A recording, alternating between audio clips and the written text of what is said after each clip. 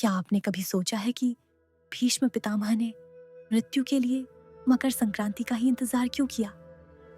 क्या यह सिर्फ एक तारीख है या इसके पीछे कोई गहरा ब्रह्मांडीय विज्ञान, कॉस्मिक साइंस छिपा है?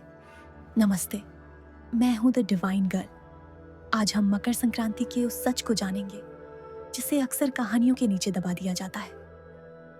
आखिर क्यों इस दिन सूर्य की कथा सुनना अनिवार्य माना गया है? चलिए जानते हैं इसके पीछे का शास्त्रीय सत्य। भारत में समय को सिर्फ घड़ी से नहीं मापा गया, यहाँ समय को चेतना से जोड़ा गया। मकर संक्रांति उसी समझ का परिणाम है। यह कोई साधारण त्योहार नहीं है और न ही यह किसी देवी या देवता की जयंती है। मकर संक्रांति उस दिन को कहा जाता है जब सूर्य धनु राशि से निकलकर मकर राशि में प्रवेश करता है और अपनी गति दक्षिण दिशा से उत्तर दिशा की ओर मोड़ता है। इसी परिवर्तन को उत्तरायण कहा गया है। यह बात वेदांग ज्योतिष, सूर्य सिद्धांत और भारतीय पंचांग प्रणाली में स्पष्ट रूप से स्वीकार की गई है। यह एक खगोलीय सत्य है, कोई धार्मिक कल्पना नहीं। भारत के ऋषियों ने सूर्य को सिर्फ आकाशीय पिंड नहीं माना, बल्कि उसे प्राण, समय और चेतना का प्रतीक माना। ऋग्वेद में सूर्य को सर्वस्य प्राण कहा गया है, अर्थात जो सबको जीवन देता है। उपनिषदों में सूर्य को आत्मा का बाहरी प्रतिबिंब कहा गया है, जो अंधकार को हटाकर ज्ञान का मार्ग दिखाता है। भगवद गीता के 8वें अध्याय में श्री कृष्ण अर्जुन से कहते हैं कि ब्रह्म ज्ञान को प्राप्त योगी जब उत्तरायण में देह त्याग करता है तो वह देवयान मार्ग से उच्च अवस्था को प्राप्त होता है। यहाँ एक बात बहुत स्पष्ट है, गीता यह नहीं कहती कि हर व्यक्ति सिर्फ तारीख देखकर मोक्ष पा सकता है। यह नियम उन आत्माओं के लिए है जो चेतना के उच्च स्तर पर हैं। लेकिन इससे यह सिद्ध होता है कि समय और चेतना का आपस में संबंध है। इसी कारण भारत में कुछ समय विशेष को सात्विक कहा गया।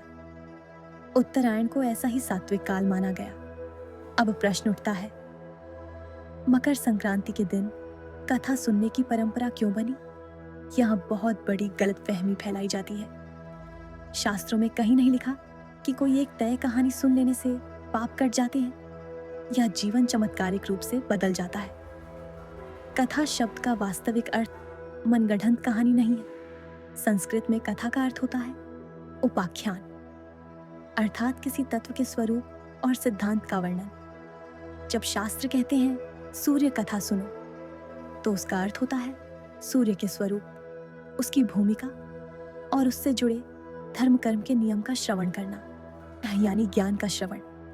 धर्मशास्त्रों में श्रवण को ज्ञान का पहला चरण माना गया है। श्रवण के बाद आता है मनन और फिर आचरण। इसीलिए मकर संक्रांति के दिन गीता पाठ, सूर्य स्तुति और सूर्य से जुड़े शास्त्रीय वर्णन सुने जाने की परंपरा बनी। इसका कारण कोई चमत्कार नहीं, बल्कि मनोवैज्ञानिक और आध्यात्मिक है। जब सूर्य उत्तरायण होता है तो दिन धीरे धीरे बड़े होने लगते हैं, प्रकाश बढ़ता है और प्रकृति में सक्रियता आती है। मानव मन भी प्रकृति से अलग नहीं है। इस समय मन अधिक जागरूक और ग्रहणशील होता है। इसीलिए इस काल में जो भी विचार, ज्ञान या संस्कार मन में डाले जाते हैं, वे अधिक गहराई तक जाते हैं। महाभारत में भीष्म पितामह का उदाहरण इसी सिद्धांत को दर्शाता है।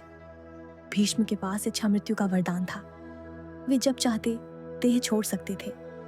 फिर भी उन्होंने 58 दिनों तक बाणों की शैया पर पड़े रहकर उत्तरायण का इंतजार किया। अगर समय का कोई महत्व नहीं होता तो यह प्रतीक्षा निरर्थक होती। लेकिन भीष्म जानते थे कि देह त्याग केवल शरीर का अंत नहीं, बल्कि चेतना की दिशा का प्रश्न है। यही कारण है कि मकर संक्रांति को शुभ कर्म आरंभ करने का समय माना गया। इस दिन तिल और गुड़ का दान भी इसी सिद्धांत से जुड़ा है। तिल शरीर को ऊर्जा देता है, गुड़ ताप देता है। आयुर्वेद और धर्म यहाँ एक साथ चलते हैं। दान का उद्देश्य भाग्य खरीदना नहीं, बल्कि अहंकार को ढीला करना है। शास्त्र कभी यह नहीं कहते कि बस कथा सुन लो और सब बदल जाएगा। वे कहते हैं समय का उपयोग सही दिशा में करो।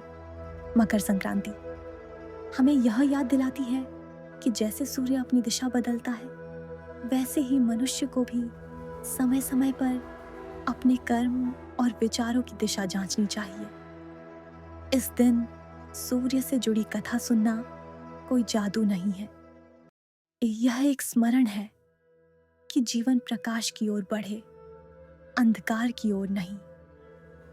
इसीलिए कहा गया है, मकर संक्रांति के दिन सुनी गई कथा कान तक नहीं रुकती। यदि मन खुला हो तो वह बुद्धि तक पहुंचती है, और जब बुद्धि बदलती है तो जीवन अपने आप बदलता है। तो याद रखिए, मकर संक्रांति पर कथा सुनना अपनी बुद्धि को अंधकार से प्रकाश की ओर मोड़ने का एक सचेत प्रयास है। जैसे सूर्य अपनी दिशा बदल रहा है, क्या आप तैयार हैं अपने विचारों की दिशा बदलने के लिए? अगर आपको यह शास्त्रीय जानकारी पसंद आई तो इसे शेयर जरूर करें, अपनी राय कमेंट्स में बताएं और द डिवाइन गर्ल को सब्सक्राइब करना ना भूलें।